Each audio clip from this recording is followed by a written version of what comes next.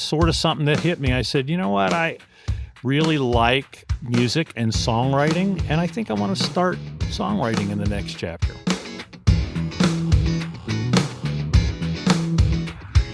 Don't feel sorry for me. She got the truck. She got the house. I got the keys. Nobody has any idea it's a dude in his mid to late 60s. And then I win because they're like, whoa, like your hair is really gray. I just love tackling things and trying them and seeing if I can bring the same kind of physical and mental energy I did back when I was in my 20s. Welcome to the Stubbornly Young podcast for people in their 50s, 60s, and beyond who want to remain engaged in the world and relevant to the younger people in their lives. I'm Dave Tabor, and you know that I started this podcast, well, really for myself. I'm exploring the notion of middle age and moving beyond it in a way that's exciting and purposeful for me. This podcast essentially shares my journey with you, including all of its curiosities. I'm curious about this whole evolution that I'm undertaking. And to that end, I'm joined today by Jeff Power, minister turned philanthropy leader, who in retirement became an active country music songwriter. I'm planning in this episode to explore the idea of taking on something entirely new later in life. And I don't mean that as like a casual hobby. I mean as a passionate endeavor that changes one's identity. Jeff, thanks for joining me. I'm Stubbornly Young. Glad to be here. Yeah, I gave a bit about your background. So I have so many questions about the whole songwriting world. Before we get into that, do give a bit about your background, how you got from there to here. I'm probably the personality type that changes jobs and focus pretty often. So started out in college ministry as a college minister, then became a pastor of a church here in the Denver metro area. And then third career was international humanitarian aid with an outfit out of Geneva, Switzerland. And then I focused on Africa, the Middle East, and Asia. So traveled for 12 years, spent a lot of time on airplanes and in very poor villages. Then retired. Yeah. So you're able to retire after being a minister and a philanthropy leader. That's an accomplishment in itself. So hopefully good investments paid off. Good. So what made you decide to become a songwriter? Wow. So I was always interested in music as a kid. Mom put me in piano lessons. Duh. Yeah. I mean, how many of us? I was in them for 6 months. I had trumpet for, I don't know, a year. I had guitar for about 2 lessons. Yeah. I wish I'd stuck with it the way you had.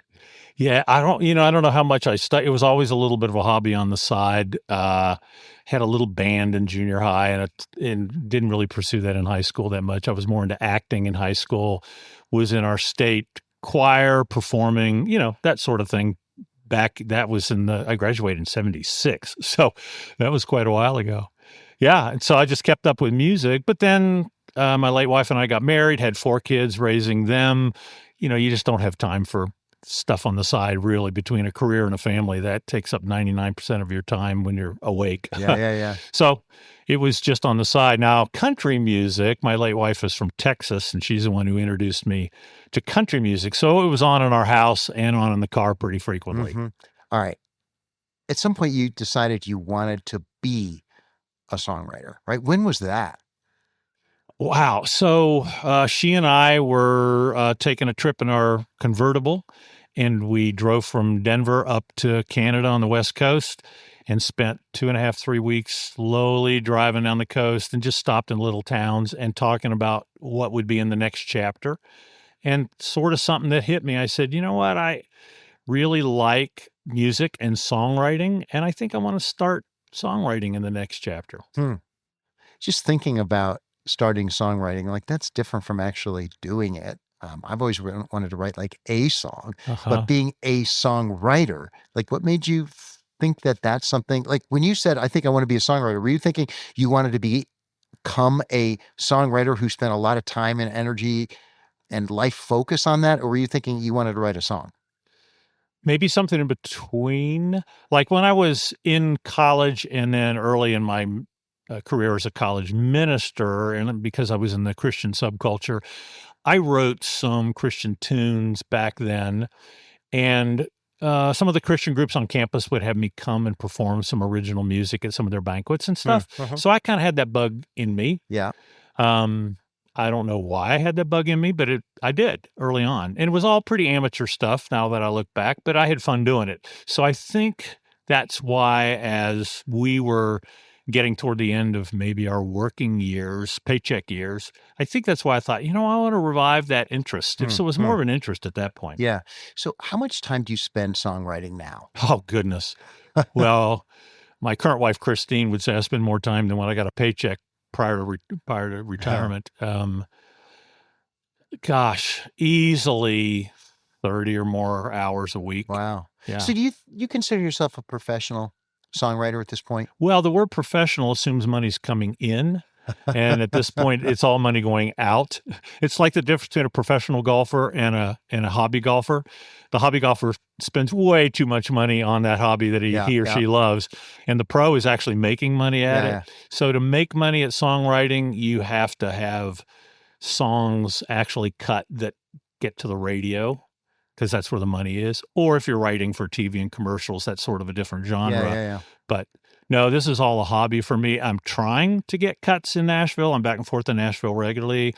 I've got my songs pitched, several hundred times already to the major labels. And so in Nashville, I just read there are a little over 4,000 professional writers. So they have a monthly draw, is what it's called, from their publisher. And they have to turn in songs to their publisher every day. And their publisher only takes a certain number of them that their publisher thinks, well, this is one that I might be able to pitch to the labels. And then when the publisher pitches songs to the labels, you can imagine being at the record label getting hundreds of songs a week that were already pre-selected by publishers who listen to thousands of songs that week, and that's every week. Wow. And so the labels listen to those by all those pro writers. And if you're an average pro writer at a publisher who writes every day in Nashville, you're lucky to get a few cuts a year. So a publisher loses money on most of the writers they're paying a monthly draw, betting on, it's like venture capital. Yeah. You lose money on most investments. That's what struck me. Betting. And so I think the statistic I read is that for pro songwriters and publishers, they lose money on 80 to 90% of their writers, but they make enough money on the few hits. On the few hits. Huh. And so I'm what's called an outside writer. I'm here in Denver, and I travel back and forth, and I'm not on the staff of a publisher. But I have several publishers in town who become good friends and like what I do. And on a song-by-song basis, sometimes they'll say, gosh, I really like that. I want to take a few shots with that song. And we have an agreement that if somehow one of them gets picked up, we know what the split's going to be. But so far, haven't had any picked up, but I'm writing my butt off. Just the hope of getting a song. It's the brass ring, right? Yeah. I mean, is that hope something that drives you, or is the activity itself? I mean, ultimately, if no one ever buys one of your songs, are you still gonna find yourself happy doing this? Well, I think that's the question everybody asks themselves, right? And it's such an emotional thing because you face at each stage of the game, like when you write a song and then you play it for your publisher's going to reject a high percentage of the ones you write. And then even if your publisher takes one and takes it to the record labels are going to reject all the rest. So you're from a business and ego standpoint, you're in a high rejection field. Yeah. So your ego has to be able to take it. So at least for me as a retirement thing, it's got to provide something other than, it's not my retirement income. Yeah. It's my retirement hobby like golf I'm spending money on. Well, I was going to save this for later, but just so the listeners understand that, like, you're a talented guy and this is where you are. So I love your song lyric. She got the truck, she got the house, but I got the keys. You got your guitar next to you. Just sing that refrain for us, please. So at least listeners can kind of get a sense for like who you are, what you do. Well, I'll give it a shot. Yeah. You'll edit some of this out, I'm sure. Well, no, I mean, take it from like the refrain or maybe a verse leading into the refrain. Let me see if I can get back there in my head. Yeah. Had a real good run. And I've been sitting here at Robbie's doing doubles of Bacardi, and nobody gonna slow me down. Been spending time reflecting on the little I got left and thinking she don't wanna see me now. It looks like I got nada down here in Isla Mirada, but don't feel sorry for me. She got the truck, she got the house, but I got the keys. I love that refrain. Thank you for doing that. It seems like every, especially country song, has this like super cool, catchy tag to it or whatever, like That's called a hook. A hook. Okay. Yeah. And it seems like they all have like a really clever hook, like that one. Well, and I think that, so in the writing, I write with other people. It's called co-writing. I think most all songs written in Nashville are co-writing. So you get 2 to 4 people in a room, and you spend 2 to 3 hours coming up with a song, and you almost always start with a hook. Okay, what artists are we trying to target today? What hooks do we have in our little, like I keep hooks in my phone, possible hooks from watching TV, like, oh, I like that phrase or something. And so you always start with that, and then in the room, like I'm on Zoom most of the time, so I'm not physically in the room unless I go to Nashville every other month and I'm in rooms there. But you discuss the hook and you go, okay, what would that hook be about, and how could you write that, and what would make it interesting? And so you sort of back up from there. Like, when my co-writer and I, who lives in Boston, she brought in the hook, I got the keys. And she said, I think it could be some play on the idea of keys to the house or something. And maybe he's broken up or divorced or whatever. But now he's down in the keys. So we backed it out from there and then wrote the song. Huh. So now if you are inspired by a line from a TV show or a movie, like, you can't just take that, can you? Yeah. The titles aren't copyrighted. Well, but what about if it's like a piece of dialogue from a movie? Like I think of Rocky, like it's not how hard you get hit, it's whether how hard, you can get hit and get back up, or I'm not saying it right. But, like if you wrote a song with that line in it, could you be sued? The phrase, could you? In the yeah. current litigious environment in the world, of course you could. Ed Sheeran, a lot of the major huge songwriters have lawsuits coming with some regularity just because somebody's like, oh, you used the phrase that I had in my song 10 years, 20 years ago. Yeah. So it could happen, but in general, you would have to convince a jury. When a jury listened, they would have to say, oh my gosh, a whole lot of that song came from so-and-so. Rather than just the hook? Oh, you can't. There's so many songs by the same hook. So many. Wow. Okay. You can't, what's copyrighted is not the title. What's copyrighted is the lyric and the melody. Mm-hmm. So if I wrote a song called Mary Had a Little Lamb, da, da, da, da, da, da, da, then I would own the lyric and I would own the melody. And a lot of artists could cut it. My cousin Billy Bob could cut it and put it on Spotify, and it might get 100 spins. Beyonce might hear it and go, I love that. And she would cut her own version, and it would go to radio and all that, and it would get jillions of listens. I would still make the same amount per listen as the writer, the guy who owns the melody and the lyric. Yeah, I got you. So whether Billy Bob did it, and I get a 100th of a penny for every listen, or Beyonce did it, and I still get 100th of a penny for every listen, but she generates more for me. Well, let's hope Beyonce gets your song. There you go. All right. So Mary Had a Little Lamb's already taken, so I can't do that one. All right. Well, I want to talk a little bit more about this songwriting in retirement. Does songwriting, would you say, define who you are in retirement? No, but I think most people who know me would say, oh, he's really invested in it right now. And at some point, I might say, I'm a learner by temperament. I love to learn something. And right now I've just gone down the rabbit hole on wanting to learn this craft. And the brass ring for me would be getting one or more cuts on a major record label. Yeah. And I might be the temperament that if I got 1 or 2 or 3 cuts on a major label, I might go, okay, check that box. Now I'm on to something else.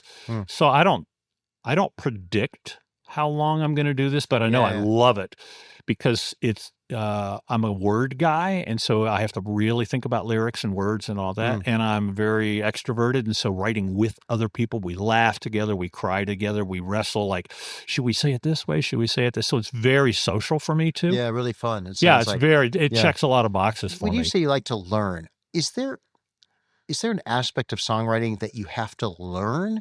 Absolutely. Like, what is It's that? like any other craft, What right? did you Okay, think of a couple of examples of things that when you decided you wanted to start writing songs, you didn't realize you didn't know.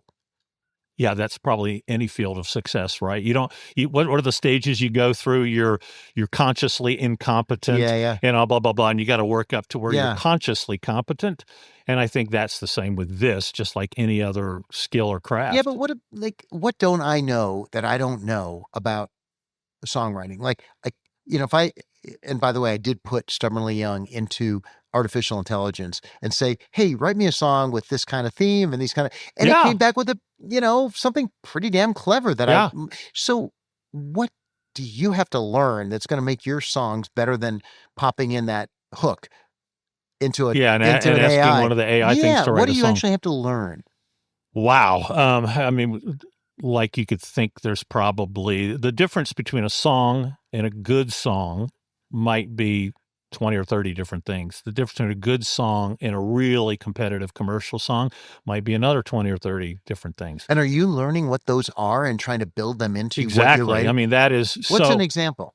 so okay, let's just start with a hook. The hook's got to be something that the record label goes, I'm really interested in that, what that song might be about. Now, it might be a boring title that people have heard before, and you kind of guess what it is.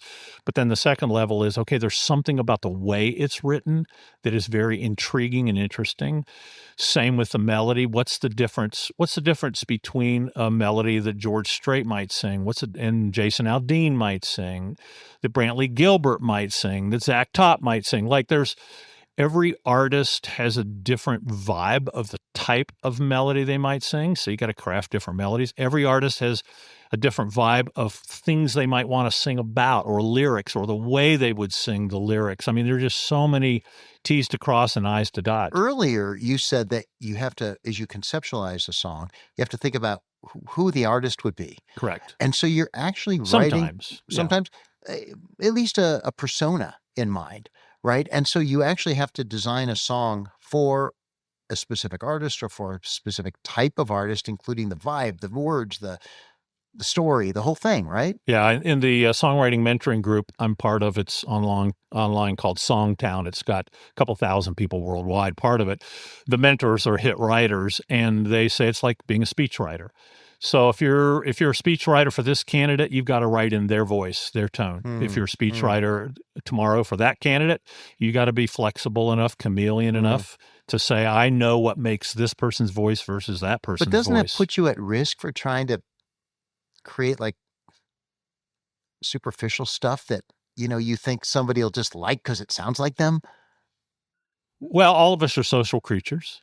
All of us craft the way like you and I sitting here talking, like we're going to figure out how do we talk in ways that I know this person will get and it matches this situation and all that. So that's not fake. That's called Mhm. being real. Yeah, yeah. That's called, okay, I want to connect. Like it's a desire to connect. All right, I got to shift off of this because I'm fascinated by the songwriting world, but that's not the theme of Stubbornly Young. Yeah. So I want to get back to the theme of Stubbornly Young, which is how do younger, like you mentioned, 4,000 people are on the payroll Yeah. in Nashville. They're not your age.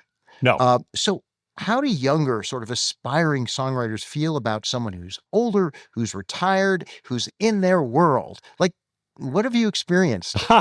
Well, first question is, how do I feel about Yeah, that? okay. Right. That Like, should be, yes. yeah, because I think what plays in all of our head is when we feel like I belong or I don't belong. Like I don't think that starts in junior high, right? But I don't think it ever goes away.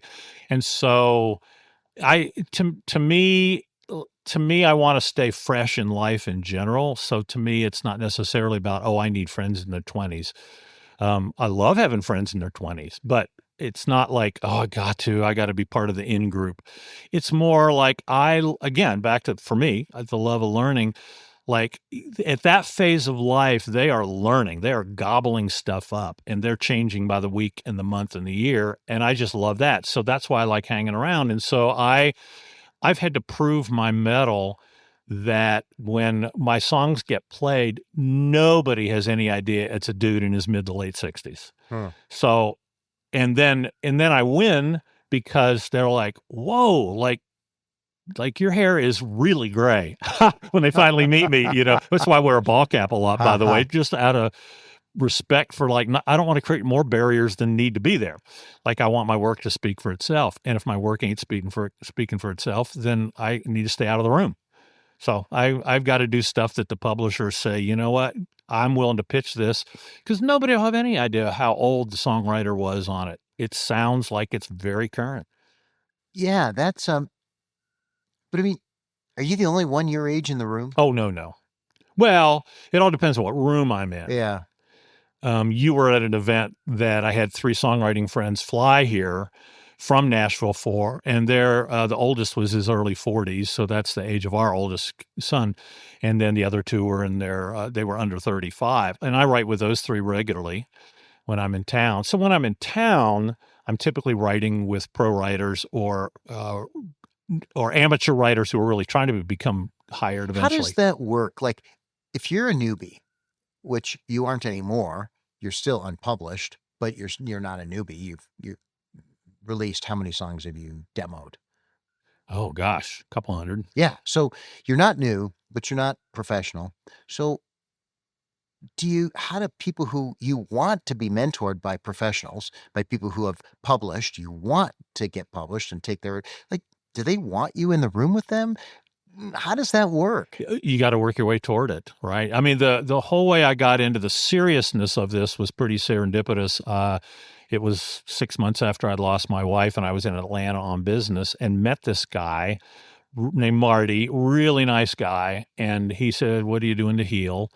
And I said, "Well, I've always had this interest in songwriting, blah, blah, blah." And he said, well, in his Nashville accent, he said, "A friend and I started a website to help people learn." And I said, oh, okay. And I wrote it down, and he gave me his cell phone number. Well, I went home and found out he and his friend had written tons of #1 hits.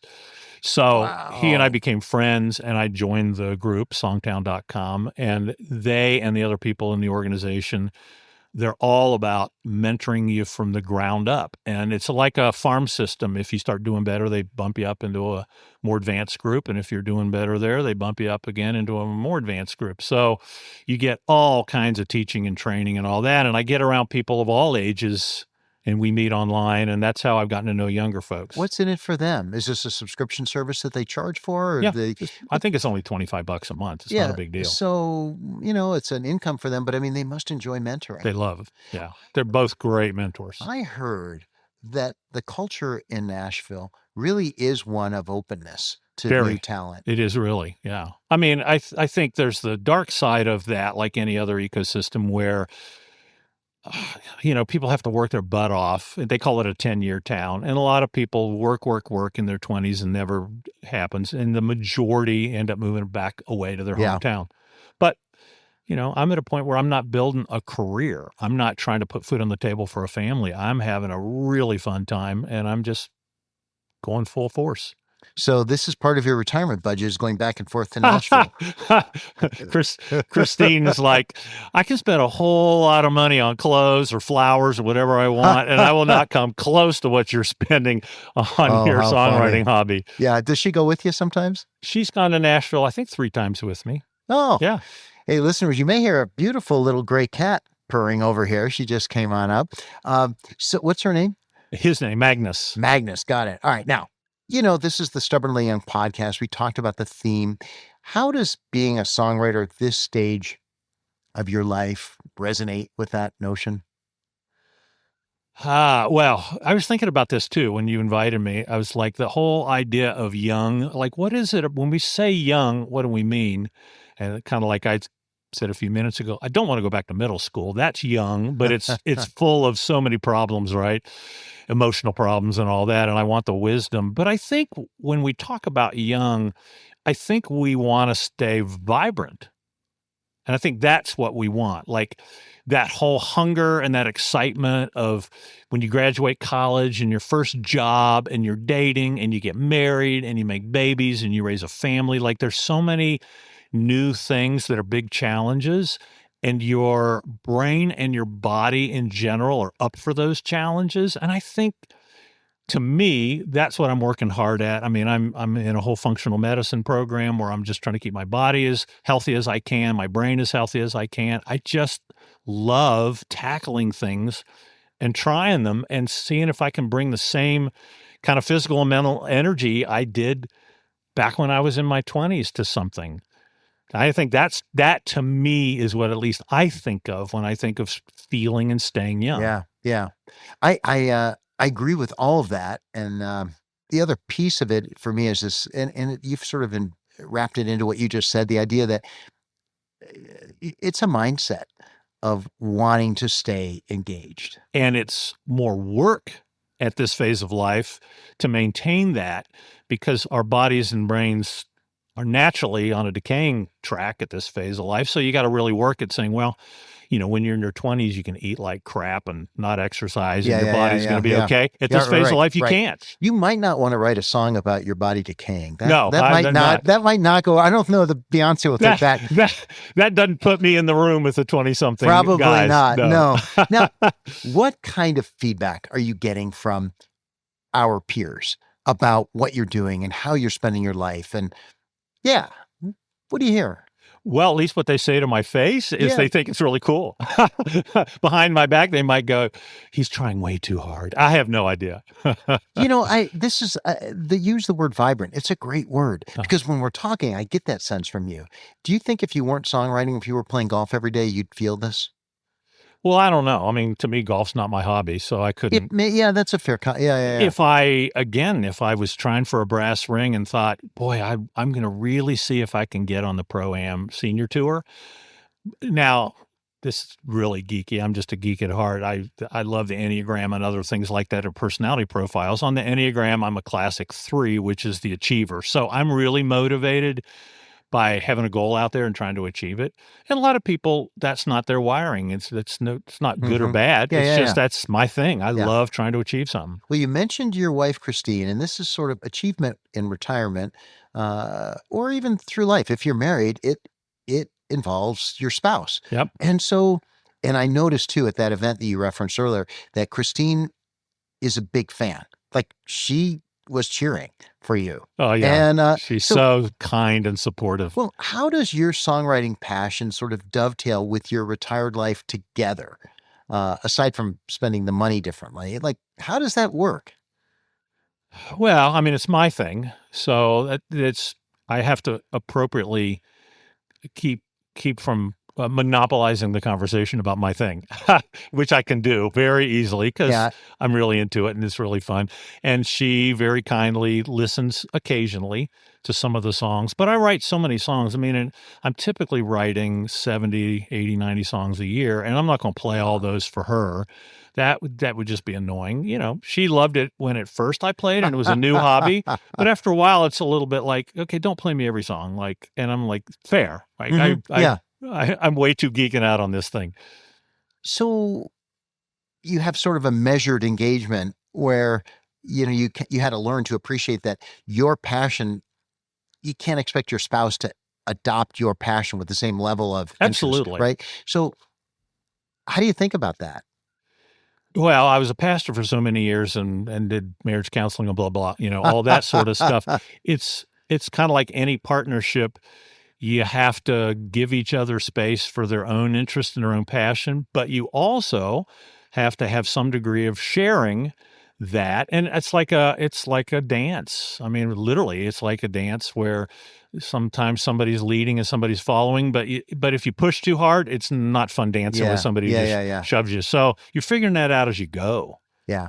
All right. I want to wrap up by asking you what song you've written of the hundreds that you've written that best define who you are now as a stubbornly young songwriter. Wow, that's really hard to answer, probably because the old adage among songwriters is, what's your favorite song? And everybody always says, the one I just wrote. Yeah. Yeah, because it's like the new toy. Right? Yeah. So you get really excited about that song. One of the publishers that I meet with regularly who wants to represent my catalog has said, let's really narrow down to what I think are your top 10 songs you've ever written, so I can put those in my little catalog and pitch it. And he and I have been working through that, and he's like, okay, these ones you've written lately are your best, because I think you keep learning from all the failures and the rejections, and you get feedback. That one didn't work. So I can't name one. All right, well, let's pick one of your 10 that you think resonates a lot for you now, that you could give us a quick piece of, and as our way out of this conversation. One that got picked up by somebody who works with Jason Aldean. It's called Raising the Bar, and she likes it. And I like it just because it's kind of that current sort of vibe. Again, sometimes, they say if you remember the lyrics to your songs, you haven't written enough songs. So there's a little bit of that. You put me on the spot. I'm like, oh, I did. At the event you heard me, I had my tablet out, so I could remember sort of how it all goes. Do you need to go get that? Probably not. Okay. This is one of your new ones. Let's see. All the nights in that corner booth, with my arms around you, slowly sipping on that juice. And whenever our song came on, girl, it wouldn't take long to get wrapped up with you in that neon. But now you're gone, and all I wanna do is flip over that jukebox, tear up that floor, stack up them stools, pile them high in the dark, pour some 200 proof on them memories of you. Watch it burn down to ash like you done to my heart. Ain't no telling how low I could go. Raising the bar. Cool. And that's raising, R-A-Z, the verb to raise, yes, which means tear it down. To tear it down, burn it down to the ground, yeah. Wow. Hey, I got it. Thank you for doing that. Are you, as a guy in his 60s, do you have to be careful? Like, do you think about songs that you want to write for an audience that is 40 years younger than you? Yeah, I have to think about that every song. The average listener to country radio is a woman in her mid-30s. Ah, so that keeps you young thinking anyway, too, doesn't it? Hopefully. Yeah. Well, let's wrap on that, shall we?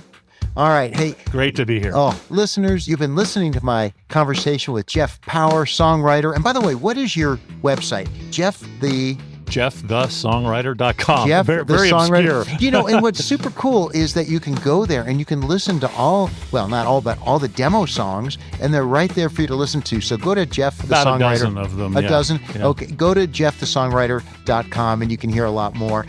This has been episode 22 of the Stubbornly Young podcast for people in their 50s, 60s, and beyond who want to remain engaged in the world and relevant to the younger people in their lives. I'm Dave Tabor. Hey, if you've enjoyed this, other people that are on this journey with us, please share. Let them know that Stubbornly Young is out there for them. And please click the follow button. That helps a ton.